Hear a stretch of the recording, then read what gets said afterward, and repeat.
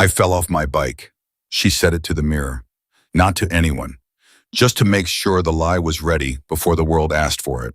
She was 9 years old. Her nose was broken. The Band-Aid wouldn't sit flat over the swelling, and every time she pressed it down, the pain shot straight behind her eyes and she made no sound. Not one sound. Because Emma Harper had learned something that no child should ever have to learn, that silence was the only thing standing between her and something worse. Down the hall, her mother was already wearing the smile that meant, don't ask. Nobody ever asked. Until 3 strangers walked into the diner and one of them looked at Emma's face and said quietly to the entire room, "Who did this to her?" If this story moves you, please subscribe to our channel, hit the notification bell, and follow this story and all the way to the end. Drop a comment below and tell me what city you are watching from. I want to see exactly how far this story has traveled. The Band-Aid was the 3rd one she'd used that morning. The first 2 wouldn't sit flat. The bridge of her nose had swollen overnight into something ugly and uneven, and no matter how carefully Emma Harper pressed the adhesive strip down, it kept lifting at the edges, revealing the dark purple bloom underneath. She peeled it off again, smoothed it down, pressed harder this time, hard enough that the pain shot straight up behind her eyes. She didn't make a sound. That was the thing about Emma Harper, that people who didn't know her story would never understand. She was 9 years old.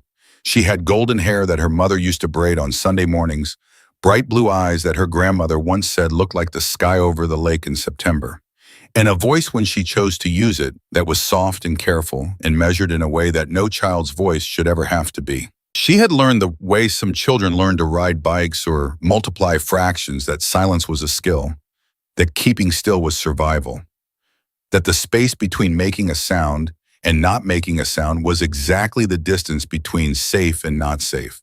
She looked at herself in the bathroom mirror and said it out loud, quiet and flat, like she was practicing lines for a school play. "I fell off my bike." She said it again. "I fell off my bike." One more time until the words stopped sounding like words and started sounding like breathing. Just a sound her body made. Just air. "Emma!" Her mother's voice came through the door, careful and low. "We have to leave in 10 minutes. "Okay." Emma's voice didn't shake. She picked up her backpack from the floor, checked her reflection one last time, and made a decision with her eyes that only someone who has had to make that same decision understands the decision to let the mask sit, to wear it straight, to walk out into the world and be the girl who fell off her bike. She opened the bathroom door. Grace Harper was 34 years old, and she moved through the morning the way you move when you're afraid to make noise. She poured coffee into a travel mug without looking at it. She set Emma's lunch bag on the counter without speaking. She had dark circles under her eyes that foundation almost covered, and she wore long sleeves even though it was 62 degrees outside. And when Emma came out of the bathroom, Grace's eyes went immediately to the Band-Aid on her daughter's nose and stayed there for exactly 1 second before moving away. 1 second. That was all Grace allowed herself. "Does it hurt?" she asked her back to Emma, fussing with the zipper on Emma's lunch bag that was already zipped. "No," Emma said. Grace nodded. She picked up her keys. She put on the smile, the one she'd been wearing for so long that she sometimes forgot it wasn't her real face. Wide and warm and completely empty of everything that was actually happening inside her chest. "Okay," Grace said. "Let's go." They walked out of the house together, mother and daughter, the lie sitting between them like a third person neither one of them would name. Benny's Diner sat on the corner of Main and Hickory in Cedarfield, which was the kind of town where everybody knew everybody and nobody said much about what they knew. It had a counter with 8 stools, 12 booths with red vinyl seats that had been repaired with duct tape more times than Grace could count, and a coffee machine that made a sound like a freight train every time it brewed a fresh pot. Grace had been working there for 4 years. She knew every regular's order by heart. She knew who took their eggs scrambled and who took them over easy and who pretended not to want butter on their toast, but always looked disappointed when it didn't come. She was good at her job. She was good at noticing things about people and giving them what they needed without making a production of it. She was exceptionally good at pretending she didn't need the same thing in return. Emma sat in the corner booth, the one closest to the kitchen, with a box of crayons and a spiral notebook. She came to the diner after school on days when Grace's shift ran late, which was most days. The regulars knew her. They called her by name. Old Hector at the counter always saved her the last blueberry muffin from the morning rack. Mrs. Delacroix in booth 4 always complimented her drawings. It was the closest thing to normal they had built, the two of them inside this little pocket of the world, coffee and crayons, and the freight train coffee machine, and the careful, practiced smiles room. Emma was drawing horses. She always drew horses. Grace brought the coffee pot down the counter, refilling without being asked, smiling without being prompted, and she let herself glance at Emma every 30 seconds or so. Not obviously, not in a way anyone would clock as anything more than a mother's casual eye. And every time she looked, she felt the same thing she'd been feeling for 2 years, which was a cold, steady dread sitting low in her stomach like something she'd swallowed that wouldn't dissolve. She filled Carl Mason's mug without him having to ask. Carl Mason was 61 years old, had been coming to Benny's for 11 years, and sat in the same stool at the far end of the counter every single morning. He was a retired county deputy. He was big across the shoulders, quiet in a way that felt deliberate, and he had a habit of watching the room without appearing to watch the room that Grace had always found faintly unnerving. He ordered the same thing every day. 2 eggs over medium wheat toast, black coffee. He ate slowly. He didn't make conversation unless you started it. He tipped 20%, exactly, never more, never less, and he always folded his napkin the same way when he was done. He was watching Emma. Grace felt it before she looked up and confirmed it. She felt the quality of his attention shift, felt the air in the diner change the way it does when something quiet becomes something serious, and she turned slowly, naturally, as if she were just scanning the room, and saw Carl Mason's eyes resting on Emma's face, on the Band-Aid, on the swelling around her nose that even the Band-Aid couldn't fully hide. Grace set the coffee pot down on the counter. Her hand was steady. She was very good at steady. Carl turned to look at her. He didn't say anything for a moment. He just looked at her the way a man looks at a woman when he already knows the answer, and he's deciding whether to ask the question anyway. "How's Emma doing?" he said. His voice was even, careful. "Good," Grace said immediately. "She's good." Carl wrapped both hands around his coffee mug. He didn't look at Emma again.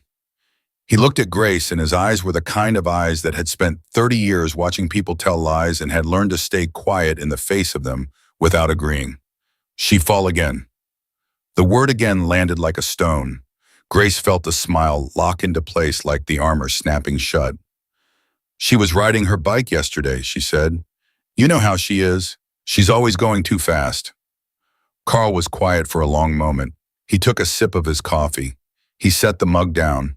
He looked at the counter, and something moved across his face, something Grace recognized as the expression of a man who is fighting with himself about how far to push. He didn't push. "She's a tough kid," he said finally, and his voice was gentler than it needed to be for a throwaway comment about a tough kid, and that gentleness felt like the most dangerous thing that had happened all morning. "She is," Grace said, and she picked up the coffee pot and moved down the counter before her face could betray her. The afternoon shift was slower. Emma had finished her horses and moved on to something else. Grace caught a glimpse of it once when she passed the booth, something dark and complicated that didn't look like anything Emma had drawn before, shapes that might have been people or might have been shadows. And Grace looked away quickly, the way she looked away from a lot of things. The diner was 3/4 empty when the bell above the door rang. Grace was at the sink when she heard it. She didn't look up right away. She heard the door, heard footsteps, heard the specific quality of silence that falls over a room when several large people walk into it at once. And then she heard the creak of the corner booth, the booth directly across from Emma's, and she turned. There were 3 of them. The one who sat down across from Emma wasn't looking at Emma. He was looking at the menu that he'd picked up from the table, studying it like it was actually in a language he needed to translate. He was enormous. Not the loud, aggressive enormous of a man who wants you to notice his saws, but the quiet enormous of a man who has simply always been this way and stopped thinking about it a long time ago. He had close-cropped gray at his temples, a jaw that looked carved from something dense, and a leather vest with patches that Grace clocked in one quick sweep of the room before she made herself stop looking. Hell's Angels. The insignia was unmistakable. The patch on his back, the smaller patches on his chest. The other 2 men with him had the same, all 3 of them, settling into the diner with a kind of deliberate, unhurried calm that was somehow more unsettling than noise would have been. Grace walked to their booth. She held the coffee pot in both hands the way she always did, and she smiled the smile and she said, "Welcome to Benny's. What can I get you, gentlemen?"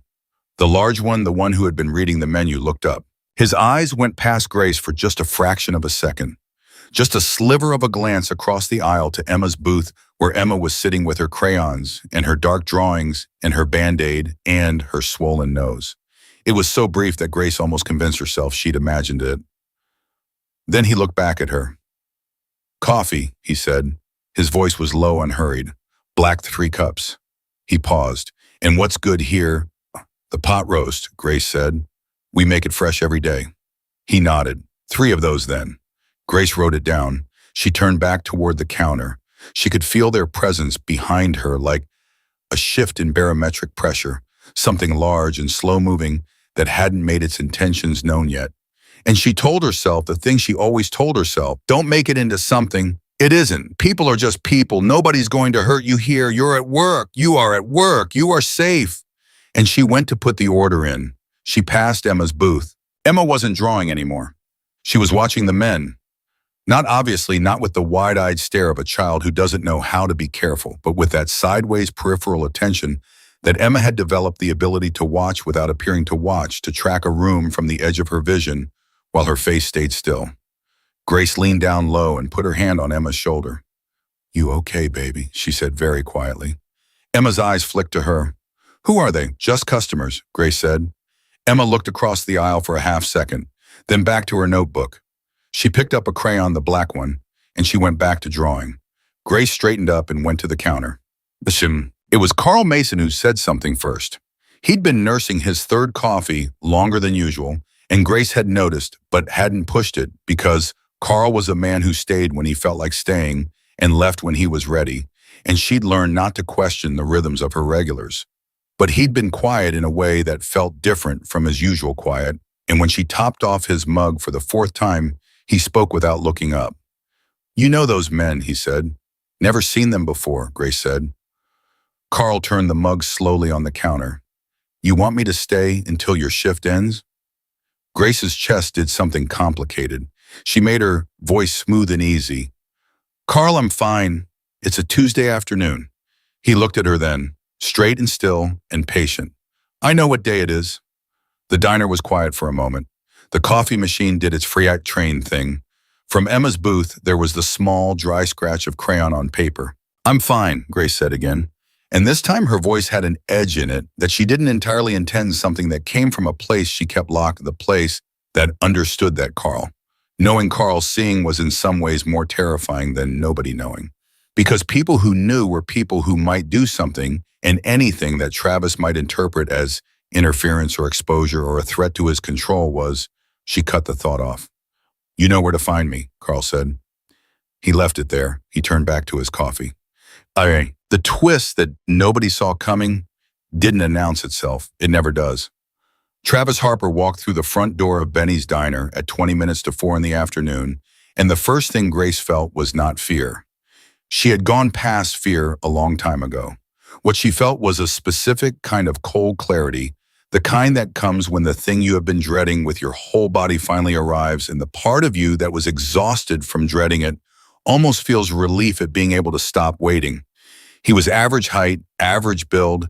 He had sandy hair that he kept neat, and he dressed well, always clean jeans, pressed shirts, the kind of careful ordinary that made people like him in a first impression and kept them off balance in the second. He smiled when he came in. He had a good smile. He had always had a good smile. His eyes found Grace first, then Emma. He walked toward the counter, and every regular in Benny's diner did the specific thing that people in small towns do when they recognize a situation and don't want to be involved. They looked at their food, they looked at their phones, they found reasons to be absorbed in other things. Carl Mason did not look away. Travis leaned on the counter. "Hey, baby." His voice was warm and easy, designed. "Travis," Grace kept her voice level. "You know you're not supposed to." "I just wanted to see my girls," he said, simply spreading his hands in a gesture of openness that was somehow worse than anything he could have done that was openly hostile. "Is that a crime, wanting to see your family?" Grace said nothing. Travis turned to look at Emma. "Baby girl," he called, and his voice shifted into something softer. Something that might have fooled anyone who hadn't heard what that voice sounded like behind closed doors. "Come say hi to Daddy." Emma didn't move for a moment. She sat very still in her booth, crayons spread around her, and Grace watched her daughter's face do the thing it always did, watched it go careful and neutral and unreadable in a way that broke Grace's heart every single time. Then Emma slid out of the booth. She walked toward the counter, small and careful and exact. Travis crouched down to her level. He reached out and touched the Band-Aid on her nose with one finger gently, as if he were checking a wound he was concerned about, and his jaw moved in something that looked from across the counter like it might be tenderness. "Does it still hurt, sweetheart?" he said. Emma looked at him. "No," she said. Travis looked up at Grace over Emma's head. There was a message in his eyes that was delivered quickly and privately, a communication that passed between them in the space of less than a second.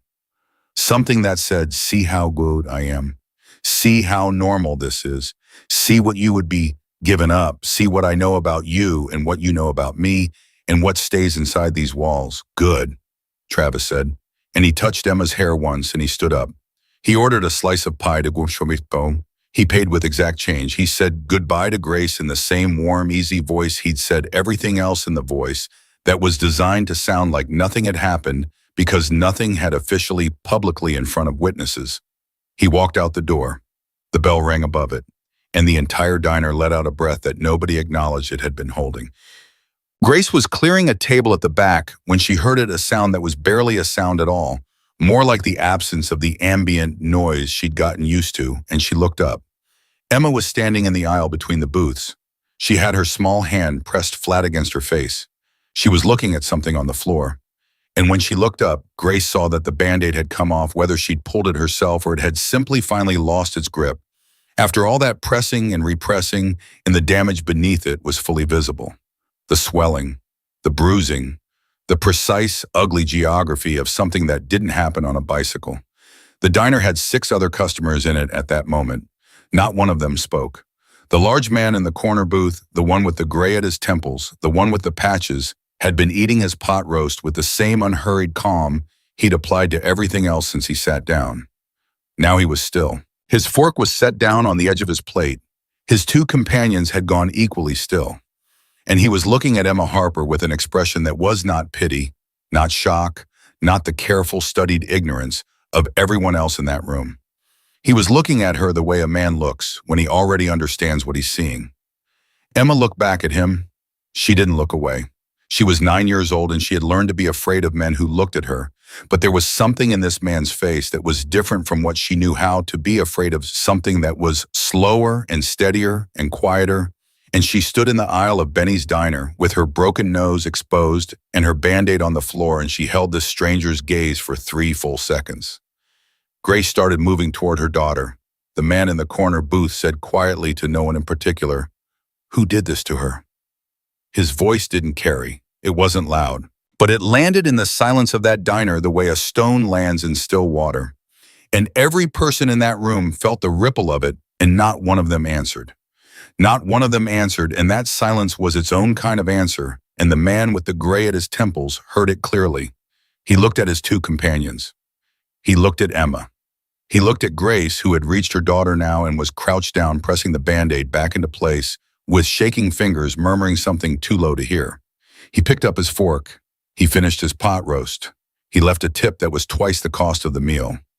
But he did not leave. And when Grace finally let herself look up from Emma's face, she found the large man watching her with eyes that were patient and certain in a way that she had not encountered in 2 years of being watched, patient and certain in a way that said without a single word, "I am not going anywhere until I understand what is happening here, and what I understand, I will not ignore." Carl Mason at the far end of the counter set down his coffee mug. He looked at the large man. The large man looked back at him. Between them, across the length of Benny's diner, something passed that was not language and did not need to be. Emma pressed herself against her mother's side. She was not crying. She had not cried in a long time. But she reached up and found Grace's hand, and she held on to it the way children hold on to things when they have stopped believing that holding on will change anything, but cannot quite stop doing it. And outside, the 3 motorcycles sat in the parking lot of Benny's diner in Cedarfield. And the afternoon went on, and nothing was finished yet. The large man's name was Stone, and he had not moved from that corner booth in 45 minutes. His two companions, Deke, who was lean and dark-eyed and said very little, and Rowdy, who was younger and broader and said even less, had finished their food long before he did. They sat with their coffee cups, and they waited because Stone was a man you waited for, and because all three of them understood, without discussing it, that leaving was not something that was happening yet. Stone watched Grace Harper work. He watched the way she moved, quick, efficient, never stopping long enough for anyone to get a clear look at her face. He watched the way she angled her body slightly away from the door every time she passed it, a motion so practiced and automatic she probably didn't know she was doing it. He watched the way she checked on the little girl in the corner booth without appearing to check, the way her eyes did a full sweep of the room every time the bell above the door rang. He had spent enough years reading people in enough bad situations to understand that what he was watching was not a nervous woman. What he was watching was a woman who had been trained by experience to exist in a state of constant low-grade vigilance, the way an animal learns the perimeter of an electric fence, not because it is thinking about the fence, but because the lesson is already in its body. He had known women like Grace Harper before. He had been too late for some of them. "She's scared," Deke said very quietly, not looking at Grace, looking at his coffee. "Yeah," Stone said. "The kid's nose wasn't any bicycle," Rowdy said. Stone said nothing. He didn't need to say anything about that because it wasn't a question. Deke turned his mug in a slow circle on the table. "What are we doing?" Stone looked at Emma. She had found the Band-Aid on the floor and pressed it back over her nose, and she was back in her booth now, her crayons in front of her. But she wasn't drawing. She was watching the door with those careful, sideways eyes, and whatever she was waiting for, it wasn't good.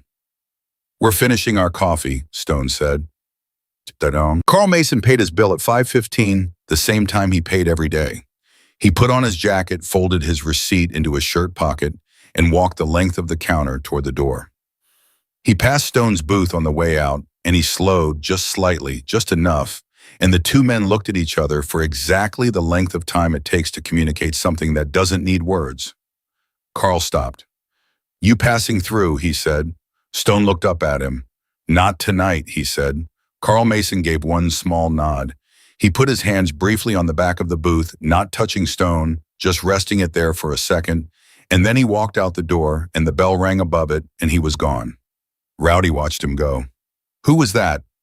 "Nobody that's going to be a problem," Stone said. Grace came to refill their coffee at 5:30, and she did it the same way she'd done everything else all afternoon, smooth professional eyes on the cups and not on the men. Stone let her pour. He let her start to pull away. Then he said quietly, "Ma'am." She stopped. Her back was still partly turned to him. He could see the pause in her shoulders, the slight shift in her posture, the half-second of decision-making that she covered by adjusting her grip on the coffee pot. She turned. "Can I get you anything else?" Her voice was perfectly even. Stone looked at her. He wasn't aggressive about it, wasn't intimidating. He was simply direct, the way a man is direct when he has decided that indirection is a waste of everyone's time. "What's your name?" he said. "A beat." "Grace." "Grace?" He said it once like he was setting it somewhere safe. "How long have you been working here?" She blinked. Whatever she'd expected him to say, it wasn't that. 4 years. "You like it?" "It's a good place," she said. Her voice had something in it that was almost real. Like the question had surprised a small, honest answer out of her before the performance could close around it. Stone nodded. He turned his coffee mug on the table. "Your daughter draws a lot." The performance came back immediately. Grace's face smoothed over. "She loves it," she said. "She's always been artistic." "What does she draw usually?" Grace's mouth opened, closed. Something flickered behind her eyes. "Horses mostly," she said, and her voice was quieter now, the precision of it slightly off, like a singer hitting a note a fraction flat. "She loves horses." Stone looked across the aisle to Emma's booth. The notebook was face down on the table. He had caught a glimpse of the page before Emma closed it, dark, angular shapes. Nothing that looked like a horse. He looked back at Grace, and he said nothing about that. "She's a tough kid," he said. And Grace Harper did something she had not done once in the entire 2 years that Carl Mason had been saying the same thing to her. Her jaw tightened. Her eyes filled just for a second, just a flash of something that she killed instantly, blinked away, sealed back up behind the wide, warm, professional smile. But it was there. Stone saw it. Yes, she said. She is. She walked back to the counter. Stone picked up his coffee. She's close to the edge, he said quietly to Deke. How close? Stone watched Grace set the coffee pot down on the burner, watched her brace both hands on the counter for a moment, her back to the room, her head dropping an inch before she caught it and brought it back up. Watched her straighten and turn and become Grace the waitress again in the space of 3 seconds. Close, he said. The door opened at 6:10. Stone knew before he looked up. He knew from the way the room changed, that particular quality of stillness that falls over a public space when the person who has just entered is someone a significant number of people present would rather wasn't there. He looked up. The man was average looking. That was the first thing Stone clocked, and the thing he always trusted most, the average looking ones. The ones who dressed neat and smiled easy, those were the ones who had been practicing longest. This man had sandy hair and pressed jeans in the practiced warmth of someone who had spent years making sure that what he looked like on the outside had absolutely no relationship to what he was on the inside. He looked around the diner, once locating people the way a man does when a room is his territory and he is checking its boundaries. His eyes stopped on Grace, then on Emma. Then, and this was the part that told Stone everything he needed to know, they stopped on Stone's booth, and they stayed there for just a moment too long, assessing and recalculating before they moved on. He smiled at Grace. Hey, baby, he said. Stone watched Grace's entire body respond. Not in the way a woman's body responds to someone she loves, in the way a body responds when the threat assessment part of the brain fires so fast and so completely that there's no room left for anything else. She went still for exactly 1 second, the stillness of a woman running through every option and finding none of them good, and then she moved toward him. Travis, her voice was flat. You know you're not supposed to come here during... I wanted to see my girls, Travis said, and his voice had that easiness to it, that practiced warmth, and he spread his hands slightly in that gesture of innocent openness that Stone recognized as one of the most dangerous things a man could do. Is that a crime? This is my workplace, Grace said. Lower now, pitch not to carry pitch the way you pitched your voice when you're trying not to give anyone an excuse to escalate. Travis's eyes moved to Emma. Baby girl, he said, come say hi. Stone watched Emma. She didn't move right away. She sat for a moment with her hands flat on the table, and Stone watched the same thing happen in her that he'd watched happen in Grace, that rapid internal calculation, that body already knowing the answer before the mind finished framing the question. Then she slid out of the booth. She walked to the counter, careful and small and exact. Travis crouched down. He touched the Band-Aid on her nose with one finger.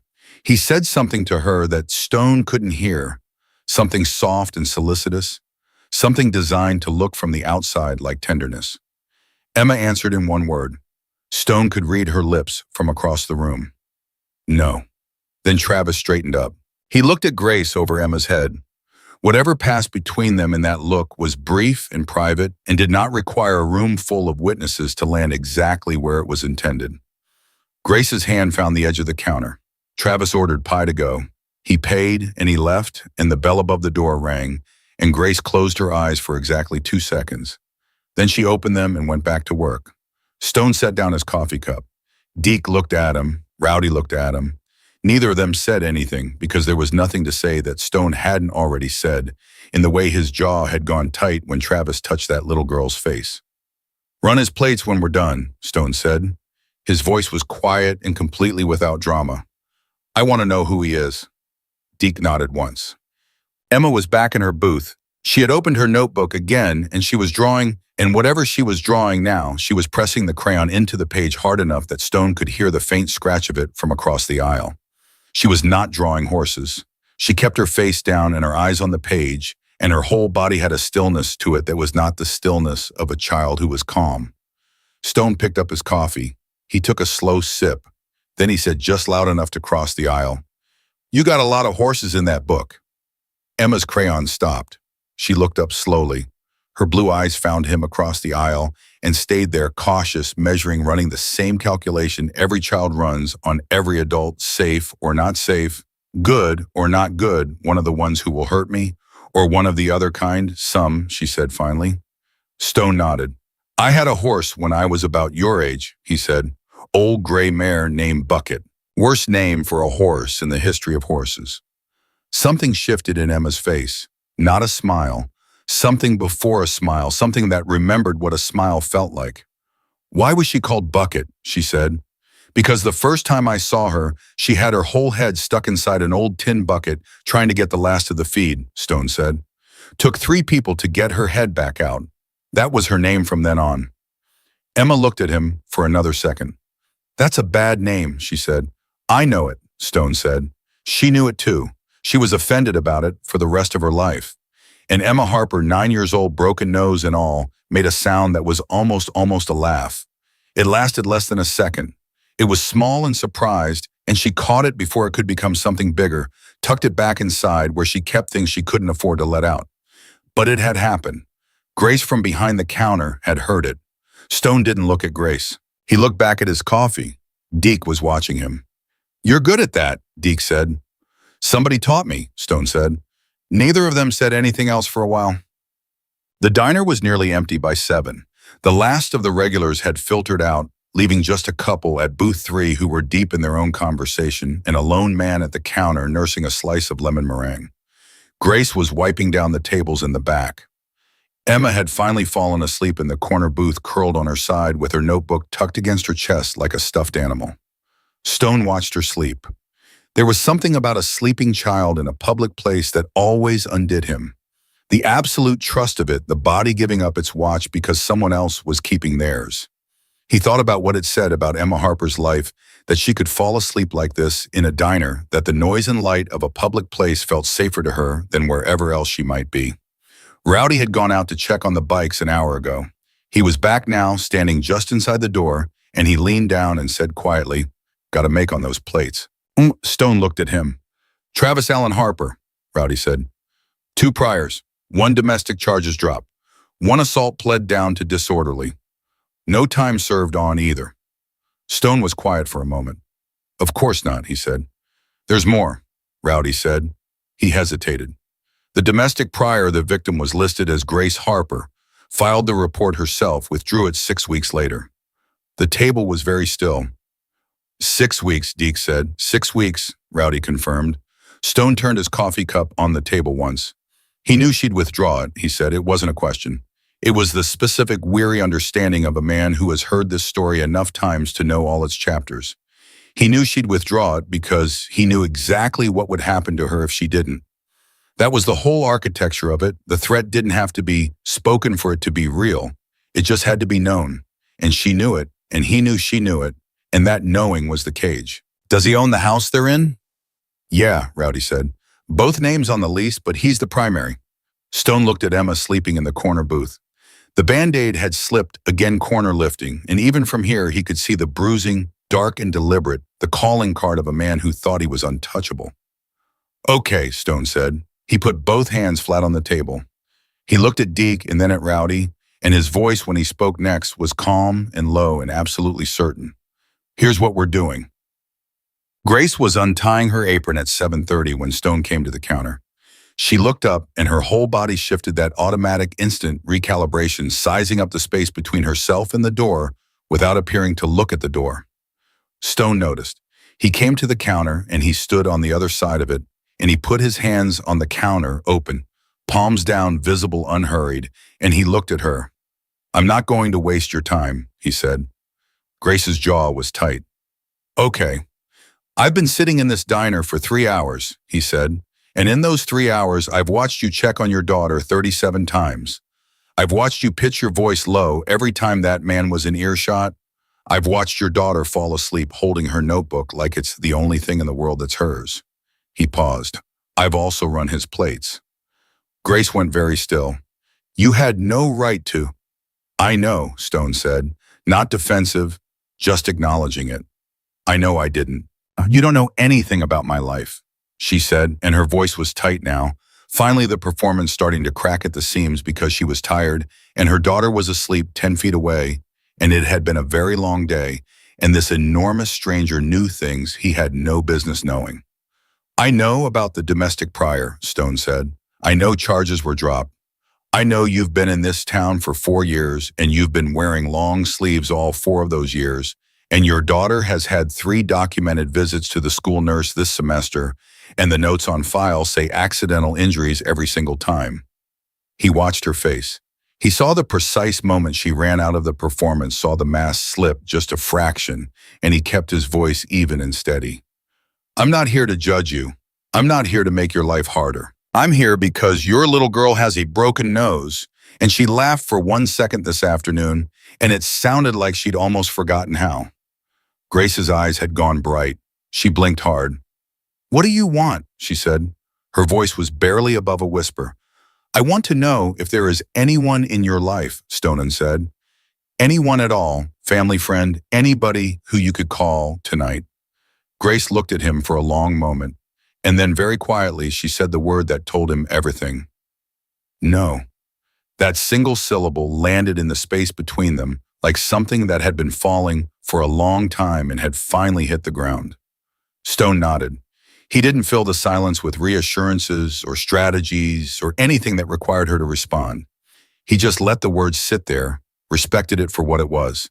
The honest answer of a woman who had been alone in the real sense of the word for longer than she should have had to be. Then Emma's voice came from the corner booth, groggy and small.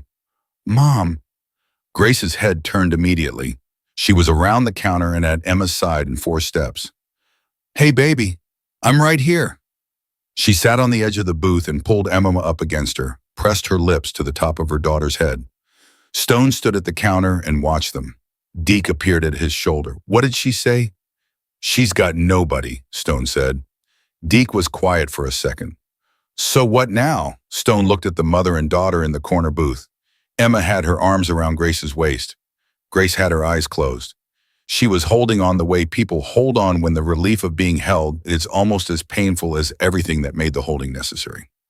Now, Mousom, Stone said, we figure out how to get them out of here without him knowing they're going. And somewhere across Cedarfield, a truck with sandy-haired Travis Harper behind the wheel was turning onto Main Street, heading back toward the diner because the pie he'd ordered had been an excuse and the visit had been a check and the check was not done. The bell above the diner door was 30 seconds from ringing again. The bell rang. Stone heard it the same moment Grace's head came up from Emma's hair, and he watched her face do that thing again, the rapid involuntary shutdown, every soft thing closing like shutters before a storm.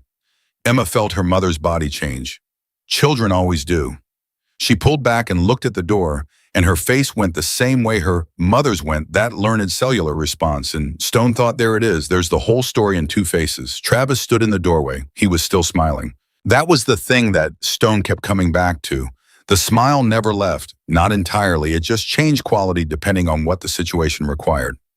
Right now, it was the warm, easy smile of a man who has just remembered something he forgot and has come back for it. Nothing urgent, nothing alarming, just a man coming back into a diner. He let his eyes move around the room. The couple in booth 3, who had gone very quiet. The lone counter customer who was suddenly fascinated by his lemon meringue, and then his eyes landed on the corner booth where Grace was sitting with Emma, and then they moved to Stone, still at the counter, and the smile stayed exactly where it was. He walked to the counter. Forget my receipt, he said to nobody in particular. He leaned against the stool nearest Grace's booth. Baby, did I leave my receipt? Grace stood up. She stepped between Travis and Emma in a motion that was so practiced, so automatic that it probably happened before she even decided to do it. I'll check the register, she said. Travis watched her go. Then he turned on the stool slowly and looked at Stone. Stone looked back at him. Neither man spoke for a moment. Travis did the assessment. Stone could feel it, the experienced eye of a man who had spent years gauging threats, measuring distances, calculating odds. He took in Stone's size, his vest, his patches, his 2 companions positioned casually and deliberately around the room, and Stone watched him do it and watched him arrive at the decision that a man like Travis always arrived at, which was the decision that he was smarter than the situation, that he could manage this, that he had managed harder things than 3 bikers in a diner. You boys just passing through, Travis said. His voice was easy, conversational. Not tonight, Stone said. Travis's smile shifted a fraction. Just a fraction. Nice town, he said. Not much to do, though. We found something to do going, Stone said. The air between them thinned. Travis turned back to the counter. He picked up a sugar dispenser and set it back down. He was doing the thing that men like him do when they are recalibrating, keeping the hands busy buying time manufacturing calm. My wife and I, he said, still conversational, still easy. We like to have our evenings together. Family time. He glanced over his shoulder at Emma. Kids need that routine, you know. Stone said nothing. Travis turned back to him. So I appreciate you folks keeping her company while Grace was working, but we're going to head home now. He said it the way you'd say it to someone who had done you a small favor and was now blocking your exit. Friendly, final. Grace came back from the register with a slip of paper. She held it out to Travis without getting close. Travis took it, and their fingers didn't touch, and he made a small sound of satisfaction like a man who has found the thing he came looking for, and then he looked at Emma and said, "Get your coat, baby girl." Emma looked at her mother. Grace's hands were at her sides, still pressed flat against her thighs, and her eyes went to Stone for exactly 1 second, just 1 second, a flicker, an involuntary reaching, and then back to Travis. She's tired, Grace said. I'll bring her home in a few minutes. Travis's head tilted. The smile was still there, technical and precise, but something underneath it shifted a current, coming to the surface. I said, get your coat, he said, and his voice was the same warmth it had always been, and the warmth was the most frightening thing in the room. Emma slid off the booth bench. She picked up her notebook. She reached for her coat. Hey. Stone's voice came out quiet and even, and it crossed the room without effort, without aggression, but it landed. Everyone felt it land. Travis turned. Stone had not moved from the counter. He had not raised his voice. He was simply looking at Travis with the patient, unblinking attention of a man who has seen exactly this situation in exactly this configuration more times than he can count, and whose patience with it ran out a long time ago. The lady said a few minutes. Travis stared at him. The diner was completely silent. This is a family matter, Travis said. Still controlled, still careful. But something had changed in the careful. It had gone from natural to effortful, and Stone could see the effort. I know it is, Stone said. Take your receipt. We'll make sure they get home safe. Travis looked at Grace. He looked at Emma. He looked at Stone. He did the calculation one more time faster this time, and Stone watched him land on the answer that men like Travis always land on when the math isn't in their favor. Not retreat, never retreat, just deferral. The decision to make this into something else later. Somewhere else when there weren't 3 sets of eyes on him. He pocketed the receipt. He straightened his jacket. He smiled at Grace, that specific smile, the one that was a message and a warning dressed as warmth. And he said, don't be long. 2 words. The most weight he could put in 2 words without putting it where anyone could point to it. He walked out the door. The bell rang. Emma stood in the middle of the diner with her coat in her hands and her notebook against her chest, and she was not crying because Emma did not cry, but her lower lip had pressed itself flat and hard against her teeth in the way it does when a child is fighting something too large for the fight to be fully won. Grace walked to her daughter and knelt down in front of her on the diner floor. She took Emma's face in both hands, gently, so gently around the damaged nose. Look at me, she said. Emma looked at her. We're okay, Grace said. Right now, tonight, we are okay. Emma's eyes moved past her mother's shoulder to Stone. Is that true? She asked. And she asked it directly to Stone the way children ask things directly when they have learned that the adults closest to them have reasons to give answers that aren't quite answers. Stone crouched down to her level. He looked at her straight. That's what we're working on, he said, because he didn't lie to children. He never had. Emma considered this for a moment. Then she nodded once the nod of a child who has learned that a straight answer, even a hard one, is worth more than a comfortable lie. She put on her coat. Stone called Carl Mason from the parking lot at 7:52. Carl picked up on the second ring, which told Stone he'd been waiting for the call. I figured you'd reach out, Carl said. You know this situation, Stone said. It wasn't a question. Carl was quiet for a second. I've known it for a while, he said, and there was something in his voice that was the specific heaviness of a man who has been watching something he couldn't legally stop. Every time I got close enough to push Grace shut it down. She's scared of what he'll do if it becomes official. He's done it before, Stone said. She filed once. I know. I was the one who took the report. Carl's voice was flat and tired. 6 weeks later, she walked into the station and withdrew it. She wouldn't look at me. She had Emma with her. Emma had a bruise on her arm that Grace said was from the monkey bars. He paused. I knew. She knew I knew. We both sat there and did this terrible polite dance around what we both knew, and I couldn't do a damn thing with knowing. There's a nurse, Stone said. You know of anybody in Cedar Falls works off the books. Somebody who can treat a broken nose without a paper trail that gets back to him before we can get her clear. Carl was quiet for a moment. I might know someone, a retired ER nurse. She's done this kind of thing before quietly. He paused again. Stone, what exactly are you planning? I'm planning to get her out tonight, Stone said. Silence on the line. Then Carl said, if you move her tonight, he's going to know it was you. Yes, Stone said. He could make trouble for you. He can try, Stone said. Another silence longer this time, and in it, Stone could hear Carl Mason doing his own version of the calculation. The retired deputy who had spent a career working within systems designed to protect people and had watched those systems fail this particular woman twice, sitting in his car or his kitchen or wherever he was and asking himself how much further he was willing to go outside the lines he'd spent 30 years maintaining. Give me 45 minutes, Carl said. I'll call you back with the nurse's address. Stone ended the call. He went back inside. Deke was waiting at the door. We have a problem, he said, low quick. Rowdy was watching the street. Travis didn't go home. Stone's jaw tightened. Where is he? Parked half a block down. He's just sitting there. Stone looked through the diner window. Grace was at the counter, her back to the room, her posture rigid. Emma had gone back to the corner booth and was sitting with her coat on, notebook in her lap, waiting with the patient, exhausted resignation of a child who has spent a lot of her life waiting for things to resolve. He's watching to see when we leave, Stone said. Deke nodded. What do you want to do? Stone thought for a moment. Does the diner have a back exit? Loading dock, Deke said. I already checked. Stone looked at Grace. He looked at Emma. He turned back to Deke. Get Rowdy to pull one of the bikes around to the loading dock. Then go back in, go to the counter, order pie, be loud about it, be happy about it. Give me something to work with. Deke raised an eyebrow slightly. Pie, Stone said. Make it feel like we're settling in for another hour. He went back inside into the counter. Grace looked up at him, and he could tell from her eyes that she already knew something had changed, that she had the specific antennae of a woman who has spent years reading shifts in atmosphere and could feel the new tension in the room as clearly as a change in temperature. He leaned on the counter and spoke quietly, not moving his lips more than he had to.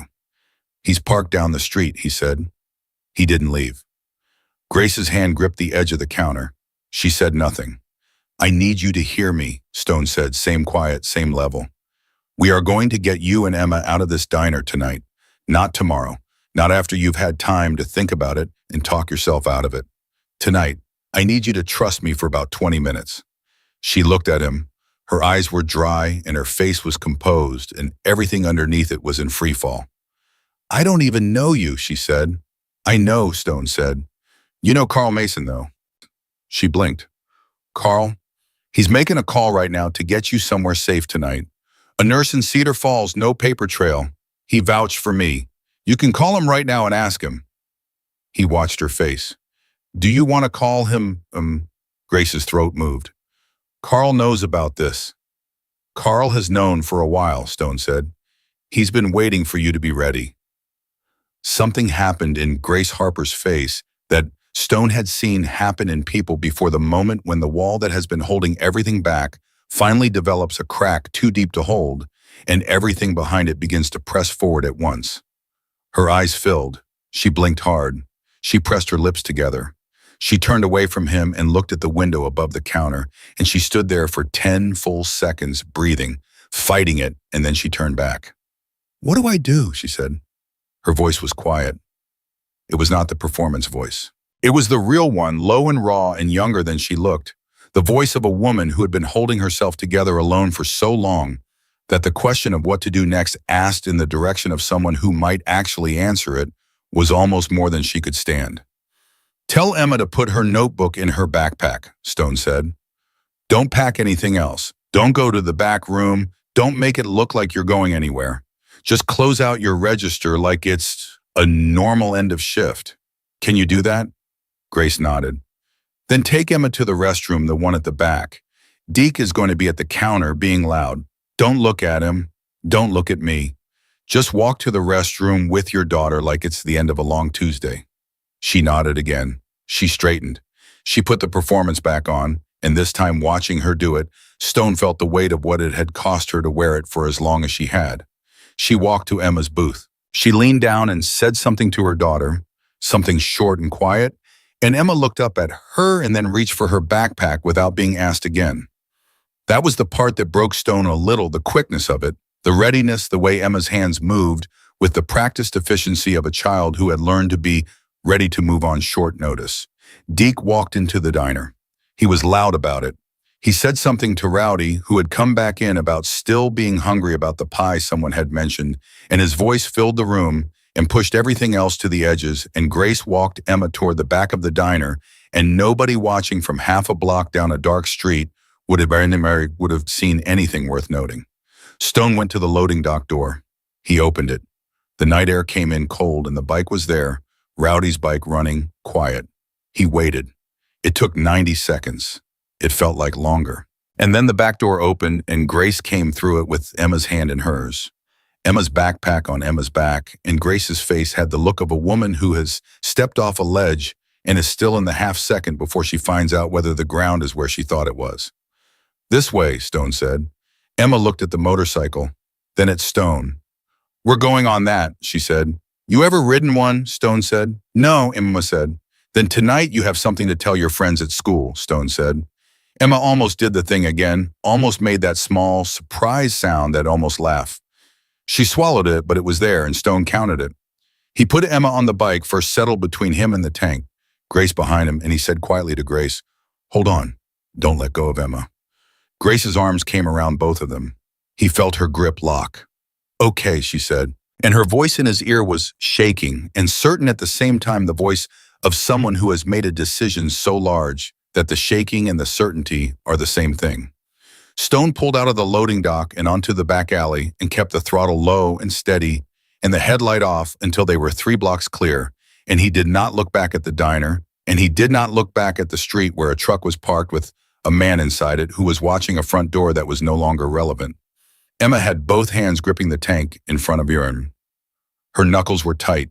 Her face was forward into the wind, and Stone couldn't see her expression. He didn't need to.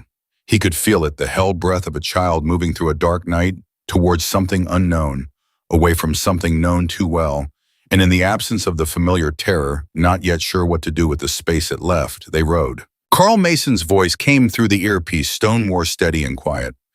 "Nurse is expecting you. Her name is Darlene. She's good. She's done this before." A pause. "You're clear on your end." He's still parked outside the diner. Stone kept riding. Beside him in the dark, Emma let out a breath that she seemed to have been holding since morning, a long, slow exhale that carried something in it that wasn't quite relief and wasn't quite grief, but lived in the place between them, in the place where a person goes when the worst is over and the rest hasn't started yet. Grace pressed her face against Stone's shoulder. She didn't say anything. There was nothing to say. There was only the cold night and the road and the three of them moving through Cedarfield toward the edge of it, and somewhere behind them, a man in a parked truck who was about to discover that the thing he thought he owned had already been gone for 20 minutes. Stone's phone buzzed once. He didn't need to look at it. He knew what it was. He knew the moment Travis Harper walked back into that diner and found nothing but 2 empty coffee cups and a closed register, and Deke sitting at the counter finishing a slice of lemon meringue pie with the specific unhurried contentment of a man who has absolutely nothing to answer for. He knew the moment it happened because he felt it the way you feel a change in pressure before it arrives, the way the air shifts before something breaks. And he rode faster. Darlene Marsh opened the door before they knocked. She was 60-something, compact, with the kind of hands that moved with the automatic precision of someone who had spent decades knowing exactly what to do with them in a crisis. She looked at Emma first, always the child first. Stone noticed the instinct of someone who had done this kind of work long enough that the protocol was in her body, and then at Grace, and her face did the specific thing that people with long experience in emergency medicine do, which is absorb information without reacting to it in any way that will frighten the person who needs help. "Come in," she said. "Both of you." She looked at Stone. "You can wait outside." Stone nodded. He didn't argue. He turned and stood on the porch and listened to the door close behind him, and then he stood in the dark and felt the adrenaline begin its slow, steady drain from his system, leaving behind the particular exhaustion that comes not from physical effort, but from the sustained grinding work of keeping everything together under pressure. His phone buzzed. "Deke." He picked up. "He went back in the diner," Deke said. "Came in hard, not loud, not breaking anything, just hard. You know how they come in when they're holding it." "What did he do?" "Looked around, looked at me, asked Benny where Grace was." A pause. "Benny told him she'd left with Emma through the back. Couldn't lie about it, Stone. He was right there watching them go." Stone closed his eyes for 1 second. "Okay. Travis asked me if I knew where they went," Deke said. "I told him I didn't know any Grace. Said we just stopped in for pie." Another pause. "He looked at me for a long time, Stone. Long time." "Did he touch you?" "No, he's too smart for that." Deke's voice was measured, but Stone heard what was underneath it. "He left, got in his truck. Rowdy's tracking him. He's heading back toward the house on Birch. Probably thinks she'll come home on her own." "How long before he figures out she won't?" "I don't know, an hour, 2, depends how scared she's made him feel." Stone looked at the door behind him. Through it, he could hear Darlene's voice low and steady, and Emma's voice answering it, and Grace not speaking at all. "We've got tonight," Stone said. "That's what we've got. Make sure Rowdy doesn't lose him." "Copy," Deke said, and then quieter. "You doing all right?" "Ask me later," Stone said, and hung up. He heard Emma cry for the first time through the door. It wasn't loud. It wasn't the kind of crying you do for an audience. It was the small, broken sound of a child who has finally arrived somewhere safe enough to stop holding it the way water doesn't spill until the container tips past a certain angle, and once it starts, it has nowhere to go but out. Stone sat down on the porch steps and listened to it and felt it move through him, the way sounds like that always move through him, not painlessly, not at a distance, but the way a stone feels a wave, the wave arriving, the stone staying. He heard Grace's voice low and wrecked, saying, "I know, baby. I know it's okay. You can cry. You can cry now." He heard Emma say something he couldn't make out. And then Grace said something back. And then there was just the sound of a mother and a daughter in a small room after a very long time of not being able to afford to fall apart. Stone put his elbows on his knees. He looked at the dark street and he breathed. His phone buzzed again. Carl Mason this time. "She get there okay?" Carl asked. "She's inside with Darlene," Stone said. "Good," Carl exhaled. "Travis just drove past the diner twice. I'm in my car down the block." He didn't stop. A pause. "He's going to start making calls soon, checking with people who know her, finding out if she said anything to anyone. That's his pattern. He always goes to information first before he goes to force." "How much time does that buy us?" "Depends on what he finds," Carl said. "Grace doesn't have a lot of friends in this town." He made sure of that slowly over time. Anybody she might have called, he either knows or has reason to be suspicious of. His voice was careful and deliberate. "Stone, I want to be straight with you. What you did tonight, getting her out, that was the right thing. But you've got a man who has beaten 2 systems already, who has resources in this town, and who is not going to accept losing what he thinks of as his without coming after it. You understand what I'm saying?" "I understand," Stone said. "If she goes back—" "She's not going back," Stone said. And he said it the way he said the things he was certain about, without emphasis, without force, just as a fact that existed in the world, the way gravity existed. Something that didn't require argument because it simply was. Carl was quiet for a moment. "Okay," he said finally. "I know a shelter in Cedar Falls. It's off the public listings, and the director owes me a favor from a long time ago. I can call tonight and have 2 beds by morning." "Do it," Stone said. He hung up and looked at the door. The crying had stopped. The house was quiet. What? Darlene came out 20 minutes later. She dried her hands on a small towel, and she sat down in the chair near the door, and she looked at Stone with the specific look of a woman who has seen the aftermath of a great many things and has chosen, after all this time, to still be angry about it rather than numb. "Her nose is fractured," she said. "Not displaced. It doesn't need resetting, but it needs to be left alone, and it needs time." She folded the towel over her knee. "She has bruising on her ribs, at least 2 on the right side, possibly cracked." "She didn't tell you that?" "No," Stone said. "She wasn't going to. She's been protecting him longer than she's been protecting herself." Darlene looked at her hands. "Emma's nose is what brought everything to a head tonight, but the ribs, those are from before. A week, maybe more." She looked up at Stone. "That child held herself together for a week with cracked ribs and drew horses in a diner booth and told anyone who asked that she fell off her bike." Stone said nothing. There was nothing to say that would be adequate. "She needs to see a proper doctor," Darlene said. "In the next few days. Ribs need monitoring, and Emma should be seen too. I've done what I can, but she needs it documented, official." She held his gaze. "You understand what documented means?" "It means it becomes part of a record," Stone said, "on one he can't make disappear." Darlene nodded. "It means the next time he tells a judge that nothing happened, there is a doctor's name and a date and a set of x-rays that say differently." Stone stood. "I'll make sure it happens." Darlene studied him for a moment. "Who are you to these people?" she said. It wasn't hostile. It was the question of a woman trying to understand the geometry of a situation she'd been dropped into. "Nobody," Stone said. "I was eating dinner." Darlene looked at him for another second. Then she nodded once, the nod of a person who has decided to accept an answer that is more complex than it appears and move forward. "Grace is getting Emma settled in the back room," she said. "She wants to talk to you." Grace was in the hallway when Stone came in, leaning against the wall with her arms crossed over her ribs, holding them. Stone realized now that he knew holding herself together in the most literal sense. Emma's light was on behind the closed door.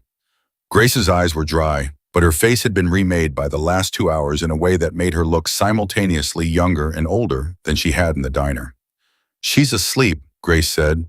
She said it like she was still slightly amazed by it, like a child falling peacefully asleep was a thing she had not been able to fully count on for longer than she could say. "Good," Stone said. Grace looked at the door for a moment. Then she looked at him. "He's going to find out where we are," she said. Not a question, not a fear. A fact stated in the voice of a woman who has spent enough time inside a particular kind of thinking to understand its logic completely. "Not tonight," Stone said, "but eventually." Grace. He waited until she was looking at him. "Carl knows a shelter in Cedar Falls. 2 beds tomorrow morning, completely off the public listing. That's step 1. He watched her face. "There are other steps after that, legal ones, documentation, a record that makes it harder for him to operate the way he's been operating." She was quiet. She was turning something over in herself. He could see it, the specific internal negotiation of a woman who has been told things that are true and good and still cannot fully make herself believe they will hold. "I tried once before," she said quietly. "You know that?" "I know." She stopped, started again. "He didn't threaten me. He didn't say anything specific. He sat across from me one night after I'd filed, and he looked at me and he talked about Emma, about how much he loved Emma, about how hard it would be for Emma if things became complicated and public and ugly." She stopped again. "He didn't say he would hurt her. He didn't have to say it."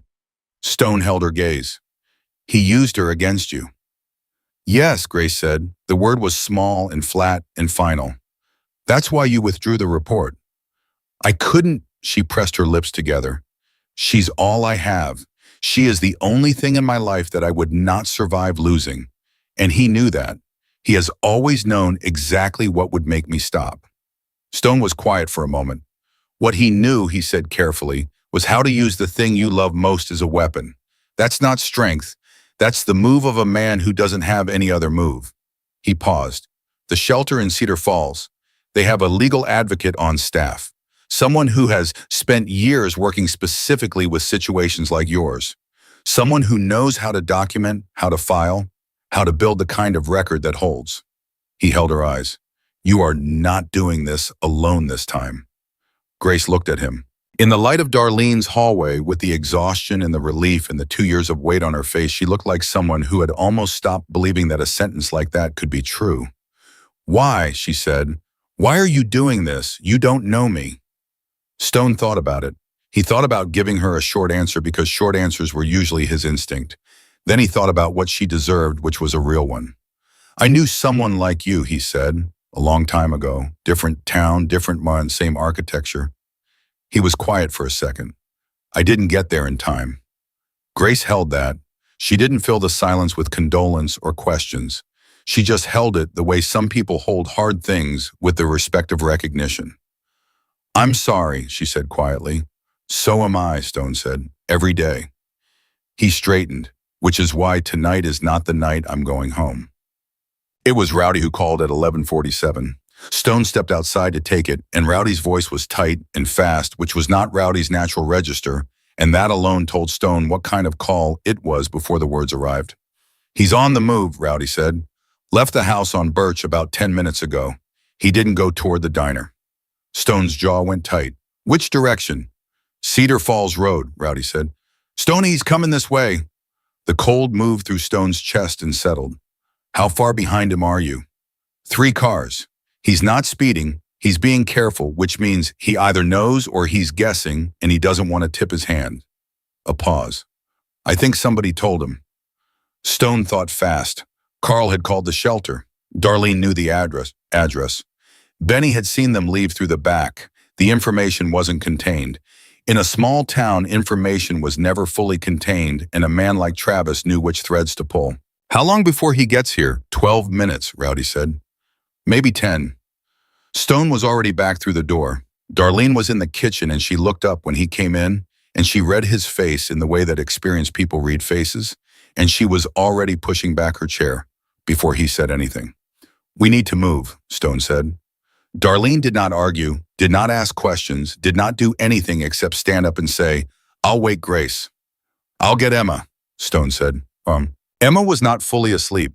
She was in the suspended state that children fall into when their bodies are exhausted, but their nervous systems are still standing. Watch, and when Stone opened the door and said her name quietly, she was upright within a second, eyes open, already reaching for her backpack. Are we going again, she said. Yeah, Stone said. Come on. She stood up. She held out one hand to him, not asking, just offering it, and he took it, and they walked out into the hallway where Grace was already there with Darlene Grace's face awake and immediate and stripped of everything except the hard, bright clarity of a woman in motion. How much time? Grace said. 10 minutes at most, Stone said. Carl's car is 3 blocks east. I'm calling him now. He already had the phone at his ear. Carl picked up in one ring. He's on the road. 10 minutes. I need you at Darlene's in 5.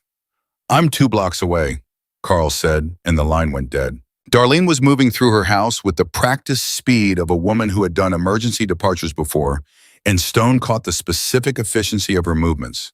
Nothing frantic, nothing wasted, just the clean, deliberate actions of someone who understood that panic is expensive and calm is free. She pressed something into Grace's hands. Stone looked a folded piece of paper. The shelter director's name is Annem, Darlene said. Tell her I sent you. She'll have her room ready. She looked at Grace with the directness of a woman who does not have time for softness, but offers it anyway in the tone of her voice. You are making the right decision. I need you to know that. Grace looked at her. Thank you, she said, and the simplicity of it carried everything that couldn't fit in 2 words but lived there anyway. Emma was at Stone's side, backpack on notebook in her arms. She was looking up at Stone with those windy-bright, careful blue eyes, and she said, Is he coming here? Stone looked down at her. He didn't lie to children. He might be, he said, but we're going to be gone before he gets here. Emma thought about that. And then what, she said. And then you and your mom go somewhere he doesn't know about, Stone said. And you sleep, and tomorrow there are people who are going to help you make sure he can't do this anymore. He watched her face. But first we walk out this door. Can you do that? Emma shifted her grip on her notebook. She squared her small shoulders, and she said with the particular quiet, heartbreaking composure of a 9-year-old who has been required to be brave in situations no 9-year-old should ever face, "I've been doing it all day." Stone's chest did something he didn't have a word for. "Yeah," he said, "you have." Carl's headlights swept across the window. They moved. The handoff happened in the dark of the street, fast and quiet the way things happen when every second is a margin and the margin is narrowing. Stone put Grace and Emma in the back of Carl's car, and he looked at Carl through the window, and Carl looked back at him, and something passed between them. Gratitude, understanding the specific solidarity of two people on the same side of a line they both chose to be on. "I'll keep them until the shelter opens at 6, Carl said. "My place, he doesn't know where I live. If he figures it out, he won't be the first person who's tried to get through my front door uninvited," Carl said, and his voice was the particular flat calm of a former county deputy who has had 30 years to decide what he would and would not tolerate in his own house. Stone looked at Grace in the back seat. She had Emma against her side, Emma's head on her shoulder, and she was looking out the window at Stone with an expression he had seen once before a long time ago, in a different town, in a different face, and that other time he had not been there to see the expression in time. He held her gaze for a moment. "Carl gets you there in the morning," he said. "You walk in, you ask for Anne, you give her Darlene's name. You don't come back to Cedarfield until there is something in a courtroom that has his name on it." Grace nodded, her jaw was tight and her eyes were clear. "Okay," she said. He looked at Emma. She was watching him over her mother's arm. "Hey," he said quietly, "what was the horse's name?" Emma blinked. And then through everything, through the exhaustion and the fear and the 10-minute sprint through a dark house and a life being dismantled and rebuilt in a single Tuesday night, she almost smiled. "Bucket," she said. "Worst name for a horse in history," Stone said. "I know it," Emma said, and the almost smile made it. Stone stepped back from the car. Carl pulled out and the taillights went down the street and around the corner and were gone. Stone stood in the dark. He heard a truck turning onto the road 2 blocks over. He heard its engine slow as it approached Darlene's house. He heard it idle. He heard the driver's window come down. He turned around and looked directly at Travis Harper's truck. Travis looked back at him. Neither man moved for a long moment. Travis's face in the window was the face of a man doing the math for the 3rd time and arriving at the same answer. He did not like that the numbers had shifted, that the room had changed, that the woman and the child he had counted on being exactly where he'd left them were no longer there, and that the man standing in the dark between him and the house he'd driven to was not a man who was going to step aside. Travis's hands were on the steering wheel. He looked at Stone's vest. He looked at Stone's face. He looked back toward the house, and what he was thinking was visible in every line of his expression. "How many of them are there? Where are the others? What will this cost me?" "She's not here," Stone said. His voice was quiet. It carried across the distance between them without effort. "She's not anywhere you are going to find her tonight or tomorrow." He held Travis's gaze, and he did not move, and he did not look away. "And every day you go looking, you're adding to a record. You understand me?" Travis stared at him. His jaw worked once. "She filed a report tonight," Stone said. It was a calculated truth, not yet filed, but it was going to be. And Travis did not know the precise timeline, and Stone was not in the business of helpfulness toward men like Travis. "Photographs, documentation, a nurse's statement, everything you spent 2 years making disappear, she's putting it back." He paused. "You want to add tonight to that list, drive up to this house, do whatever it is you came here to do, and add it to a stack that's already this high." The engine of the truck idled. Travis's face in the window was the face of a man at the precise moment when the architecture of control he has spent years building develops a crack large enough to see daylight through, and he is deciding whether to rage at it or retreat from it. Stone watched him make the decision, watched him choose the one that a careful man who thinks of himself as untouchable always chooses, which was to take the loss quietly and recalculate and come back when the odds were different. Travis put the truck in gear. He drove away. Stone stood in the dark until the taillights disappeared and the engine sound faded to nothing. Then he looked up at the sky for a long moment. He breathed. Deke's voice came from the porch. You got ice in your veins, man. No, Stone said. He turned back toward the house. I just know how they think. He walked back up the steps and inside, and the night settled behind him, and somewhere on a dark road headed west. Carl Mason's car carried a woman and her daughter toward the first morning in 2 years that was not going to begin the same way all the others had. Carl Mason's house smelled like coffee and old wood and the specific quiet of a place where a person has lived alone long enough that the silence has become part of the furniture. Grace noticed it the moment she walked in, the absence of tension in the air, the way a space feels when nobody in it is waiting for something bad to happen. She had forgotten that rooms could feel like that. She stood in Carl's hallway with Emma's hand in hers, and she breathed it in, and the breathing itself was strange, fuller than she was used to, like a lung that has been operating at half capacity for so long that the full expansion feels almost wrong. Carl showed them to the back bedroom without ceremony. He put a glass of water on the nightstand. He looked at Emma and said, "There's a quilt in the closet if you get cold. It was my daughter's." He said it without elaboration, and Grace understood instinctively not to ask about it. He looked at Grace. "I'm down the hall. Door's unlocked. You need anything." He paused at the door. "You're safe here. I give you my word on that." Grace believed him. That was the strange part. She believed him instantly, completely, without the negotiation her mind usually required before trusting anything. She didn't know if it was exhaustion or something Carl carried in his voice, that weight of a man who understood what his word cost and didn't spend it carelessly. "Thank you," she said. Carl nodded once and pulled the door shut. Grace sat on the edge of the bed. Emma climbed up beside her without being asked and put her head in Grace's lap, and within 4 minutes she was asleep. Truly asleep this time, deeply with her whole body, the way a child sleeps when every cell has finally agreed to stand down. Grace put her hand on her daughter's back and felt it rise and fall, and she sat in the dark and listened to Emma breathe and did not move for a very long time. She thought about the Band-Aid. She thought about how many Band-Aids there had been, not just on Emma's face, but on everything, every conversation, every morning, every lie she had told herself about tomorrow being different.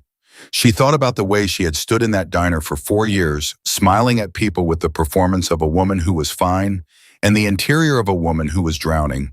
And she thought about how close she had come, how many times, to simply accepting the drowning as the permanent condition of her life. And then in the dark of Carl Mason's back bedroom, Grace Harper put her face in her hands and she let herself cry. Not the controlled, silent crying she had permitted herself in bad moments. Real crying, the kind that comes from somewhere below conscious thought. The kind that sounds ugly and costs something and clears out the parts of you that have been flooded too long. She cried for Emma's nose and her own ribs, and for the woman she had been before Travis, and for the 4 years she had spent becoming someone she didn't recognize. She cried until there was nothing left to cry, and what remained was not peace exactly, but the raw, scoured feeling of a person who has finally put down something they were never supposed to carry alone. Emma's back rose and fell, rose and fell. Grace wiped her face. She straightened. She looked at her daughter sleeping, and she made herself a promise in the dark, not out loud, not with words, but in the specific language of a woman who has finally run out of excuses for not keeping it. She was not going back. Not for his anger, not for his manipulation, not for the careful ways he had always known how to make her feel like leaving was the greater cruelty. She was not going back, and she was not going to let him tell one more version of this story in which she was the problem. She was done being the problem. Ann Weatherby ran the Cedar Falls shelter the way certain people run essential things, with the competence of someone who has been doing it long enough to have seen everything, and the urgency of someone who has never stopped being angry about having to. She was 53 direct, and when Carl brought Grace and Emma through the shelter door at 6:15 in the morning, Ann looked at them the way Darlene had looked at them, child first, then mother, information absorbed without performance, and she said, "Darlene called ahead. I've got a room ready and a legal advocate available at 9. Are you hungry?" Emma said yes before Grace could answer, and something about the immediacy of it, the simple, uncomplicated hunger of a child who has been safe enough for a few hours to remember that her body has needs, made Grace's throat close. "Good," Ann said, and she put her hand briefly on Emma's shoulder, and Emma didn't flinch, and that too was something. The room was small and clean and had 2 beds and a window that let in the early morning light. Grace unpacked nothing because there was nothing to unpack. She sat Emma down on the bed and looked at her daughter in the morning light. Really looked at her, the bruised nose and the careful eyes, and the notebook still clutched against her chest. Her permanent companion, the only thing she'd brought out of that house without being asked. "Can I see what you've been drawing?" Grace said. Emma looked at her for a moment. Then she handed over the notebook.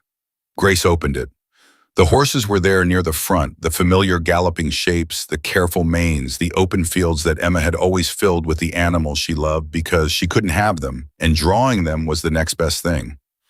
Grace turned the pages, and then she reached the recent ones, the dark pages, the ones that weren't horses. She sat with them for a long time. The shapes were angular and heavy, pressing down on smaller shapes, and in the corner of nearly every page there was a small figure, a child Grace realized small and distinct, and always positioned near an edge, near a door, always slightly apart from the heavy pressing shapes, always looking for a way out. Grace closed the notebook. She handed it back to Emma. She pulled her daughter against her and held on, and Emma held on back, and Grace said, "I'm so sorry, baby. I'm so sorry it took me so long." Emma was quiet for a moment. Then she said, "You're here now." 3 words. The absolution that Grace had not believed she would ever receive, given simply without condition by the 9-year-old who had the most right to withhold it. Grace held on tighter. The legal advocate's name was Patricia, and she was 38 years old and had the organized, focused energy of a woman who understood that every hour of delay was an hour that worked in the abuser's favor. She sat across from Grace at 9:15 with a legal pad and a recorder, and she said before anything else, "I want you to know that everything you tell me today is working toward building a case that he cannot make disappear. You withdrew the report before, that's in the record. What's also going to be in the record is today and Darlene's statement in Emma's school nurse files and the photographs we're going to take this morning." She paused. "He has beaten 2 systems because you were alone in both of them. You are not alone today." Grace looked up at her. She thought about the last time she had sat across from someone official and tried to tell the truth the way Travis had sat across from her afterward and talked about Emma in that soft, careful voice, the cage he had built around her love for her daughter. She thought about the way she had walked into the station and withdrawn that report, and the way Carl Mason had looked at her and not been able to stop her. She thought about Emma's notebook. "Start the recorder," Grace said. And she talked. She talked for 2 hours and 11 minutes. She talked about the first time and the way it had been framed as an accident and the way she had accepted that framing because accepting it was easier than the alternative. She talked about the pattern of it, the way it escalated and receded like weather, predictable in its unpredictability. She talked about the way Travis had used Emma, not with direct threats, but with the specific surgical deployment of Grace's own love as the primary instrument of her control. She talked about the report she had filed and why she had withdrawn it and what Travis had said to her in the days between filing and withdrawing. She talked about Emma's nose and her own ribs and the Band-Aids and the bicycle lie and the 37 times she had checked on her daughter in a single Tuesday afternoon in a diner where a man she'd never met had watched her with patient, unblinking attention and said, "Who did this to her?" Patricia's pen moved steadily across the legal pad. The recorder ran. Grace's voice was even and clear and did not stop. When she finished, Patricia set down her pen and said, "You've given me everything I need to file a protective order today. The criminal charges will take longer, but the order goes in this morning." She paused. "He will be served today. He will know by tonight that there is a court document with his name on it." Grace felt her stomach tighten. "What does he do with that?" "Some men comply," Patricia said. "Men like Travis." She paused, choosing her words with the care of a woman who had spent 10 years studying the category. "Men like Travis comply until they find a different angle. That is why documentation continues past today. That is why you do not return to Cedarfield without notifying law enforcement. That is why the record we are building does not stop at this morning." She held Grace's gaze. "He has operated in the dark for 2 years because you were isolated and afraid, and he counted on both of those things remaining true. Today, neither of those things is still true." Grace sat with that. She let it settle into the place that had been waiting for it. "Okay," she said. Stone got Carl's text at 10:43. Order filed. She's okay. Emma's okay. He read it twice. He was sitting in the parking lot of a gas station halfway between Cedar Falls and Cedarfield Coffee, going cold in his hand, and he read it twice, and then he set his phone on the dash and looked at the road ahead of him. Deke was in the passenger seat. He'd been quiet since they left Darlene's, which was Deke's way of giving Stone space, and Stone had taken the space gratefully. Now Deke said, "Good news." "Orders filed," Stone said. Deke exhaled. "How do you feel?" Stone thought about it. He thought about the back porch at Darlene's house and the sound of Emma crying through the door. He thought about Grace's face in the hallway when she asked, "Why are you doing this?" He thought about Emma holding out her hand in the dark and the way she'd said, "I've been doing it all day," with the composure of someone who should never have needed that composure at 9 years old. "Like it's not finished," he said. Deke looked at him. "It never is," he said. "No," Stone agreed, "but it started." He picked up his coffee. "That's the part we can do. Start it for them." His phone buzzed again. Unknown number. He picked up. "This is Grace." Her voice was steadier than he had ever heard it, not the performance steady, the real steady, the kind that comes from the other side of something. "I wanted to call before you left." "How are you?" he said. "I filed a statement this morning," she said. 2 hours. I told them everything." A pause. "I never told anyone everything before. I didn't expect it to feel like that." "Like what?" She was quiet for a second. "Like it was mine again. The story. I spent 2 years letting him own the version of it that existed in the world, and this morning I took it back." Her voice was careful, like she was reporting something fragile. "Patricia says the order will be served today." "I know," Stone said. "He's going to be angry," Grace said. "Yes," Stone said. "I'm scared of that," she said. Not the performance voice. The real one. Honest and direct. "I want you to know that I'm saying it out loud. I'm scared of how angry he's going to be, but She stopped, and then she said something that Stone heard in a way that sat in his chest and stayed there. "I'm more scared of what Emma would have drawn in that notebook in another year. That's what I'm more scared of." Stone was quiet for a moment. "Yeah," he said, "that's the one to be scared of." "Thank you," Grace said. The 2 words carried the full weight of the previous 18 hours, and all of it, the diner and the loading dock and the cold road and Darlene's hallway and Carl's back bedroom and Patricia's legal pad, all of it compressed into those 2 words and meant completely. "I mean that. I know you were just eating dinner." Stone almost smiled. "Best pot roast I've had in a while," he said. Grace made a sound that was a real laugh, brief and surprised and fully alive in a way that her voice had not been at any point in the previous day, and then she said, "Tell Deke he can have the rest of the pie." Stone looked at Deke. Deke had clearly been listening. "She says you can have the pie," Stone said. Deke put a hand on his heart like a man receiving an honor. 3 weeks later, Stone got a letter. It was forwarded through Carl Mason because Grace had not wanted to send it directly. Not yet, not while Travis was still in Cedarfield, and the protective order was still new, and the legal process was still assembling itself into something that could hold. The letter was written on notebook paper, the kind with the thin blue lines, the kind that came from a spiral notebook. Stone recognized it before he unfolded it. The handwriting was careful and deliberate, the handwriting of a child who has been told that her letters matter and has believed it. "Dear Stone," it said, "my mom told me I could write to you. She said you probably would not expect a letter, but that good manners are not about what people expect. She said that is what her grandmother used to tell her. My nose is better. The doctor said it healed straight.